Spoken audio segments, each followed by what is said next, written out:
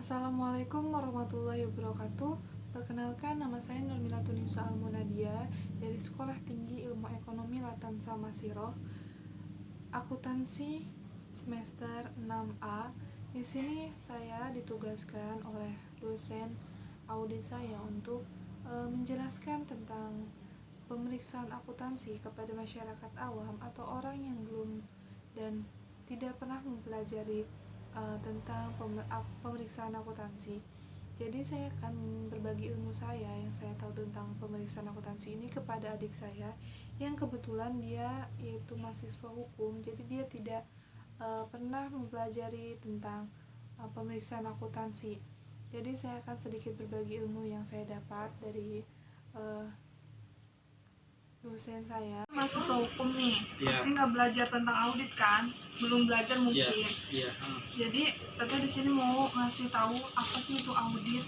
Audit itu kalau misalnya dalam bahasa Indonesia itu artinya itu pemeriksaan, dan dalam arti luasnya bermakna mengevaluasi terhadap suatu organisasi, tapi bisa juga sistem, produk, proses yang dilaksanakan oleh orang yang kompeten, objektif, independen. Jadi dia tidak berpihak pada siapapun. Nah, itu tuh disebutnya auditor. Nah, auditor itu yang mengaudit.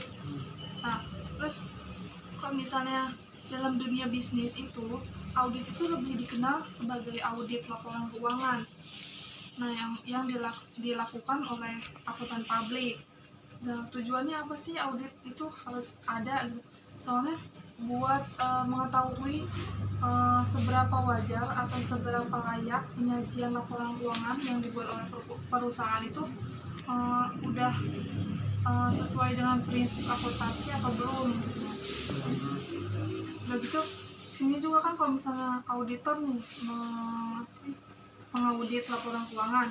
Nah, di akhir setelah auditor mengaudit laporan keuangan itu, nanti auditor memberikan pendapat atau opini. Nah, opini itu banyak jenisnya. Ada opini tanpa pengecualian, ada opini wajar dengan pengecualian, ada opini penolakan, dan opini tidak wajar. Nah, di situ apa maksudnya dari audit sendiri? Kalau dalam audit di bahasa Indonesia paham evaluasi suatu organisasi atau sistem lah. Kalau di akuntansi sendiri kan buat ngitung sudah perusahaan ini udah sesuai nggak nih dengan prosedural yang akuntansinya, misalnya pembukuannya atau apalah itu. Ya, Selalu paham. Sini kan tadi jenisnya saya udah kasih tahu ya. Nah, kalau misalnya opini tanpa pengecualian itu opini wajar tanpa pengecualian atau bisa disingkat WTP, itu artinya laporan keuangan yang diperiksa oleh auditor itu sudah memenuhi standar akuntansi yang berlaku di Indonesia.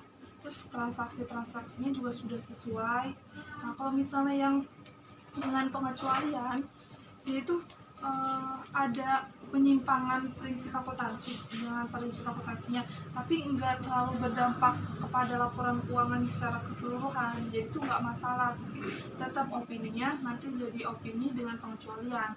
Nah, kalau misalnya yang penolakan, artinya auditor tuh kayak yang apa ya, dari laporan keuangan perusahaan yang diperiksa itu tidak sesuai. Banyak penyimpangan-penyimpangan yang terjadi atau pembatasan, kayak kalau misalnya auditor kan harus punya bukti-bukti buat mau ngaudit tuh. Jadi ada pembatasan dari perusahaan tersebut untuk memeriksa transaksi dan bukti-buktinya. Nah, auditor bisa menolak dan dengan opini penolakan. Nah, kalau misalnya yang terakhir itu kan tidak wajar. Kalau tidak wajar itu artinya di situ tuh bisa juga sih dari perusahaannya itu ada pembatasan luasnya dari bukti-buktinya, terus bisa juga dari transaksinya. Nah, atau ada penyimpangan yang berdampak kepada laporan keuangannya. Di situ ada nantinya auditor memberi pendapat opini tidak wajar.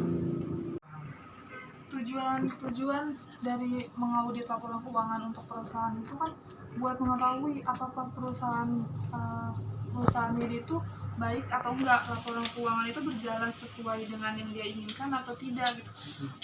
Bisa jadi kan kalau misalnya itu ada kecurangan dari akuntan publiknya, dari si yang membuat laporan keuangannya, bisa jadi seperti itu. Kan dari hukum ya.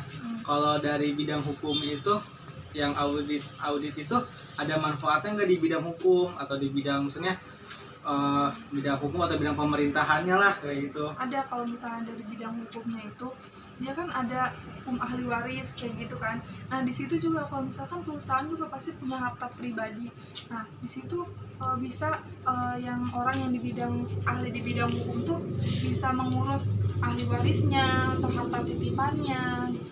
Terus di situ juga bisa apa ya, kayak memecahkan masalah tentang kebangkrutan, terus atau perjanjian persekutuan kan kalau misalnya perusahaan ada dua perusahaan yang bersatu kan konsolidasi gitu kan. Nah di situ kan pasti ada perjanjian persekutuan. Nah dari hukum juga bisa digunakan itu laporan audit yang tadi audit itu. Terus selain itu juga ada buat investor juga. Jadi kalau misalnya manfaat untuk investor itu, jadi kalau investor tuh bisa lihat dari laporan keuangan yang udah diaudit itu apa bisa dia menanamkan modalnya di perusahaan itu atau enggak. Terus kalau untuk kreditur apa dia bisa memberikan pinjaman ke perusahaan itu atau enggak kayak gitu. Paham? Udah paham belum apa yang pertanyaannya udah terjawab kan? Ya, insya Allah sih paham dari segi keseluruhannya gitu. Udah. Mungkin hanya itu yang dapat saya sampaikan melalui video ini. Kurang lebih yang mohon maaf. Wassalamualaikum warahmatullahi wabarakatuh.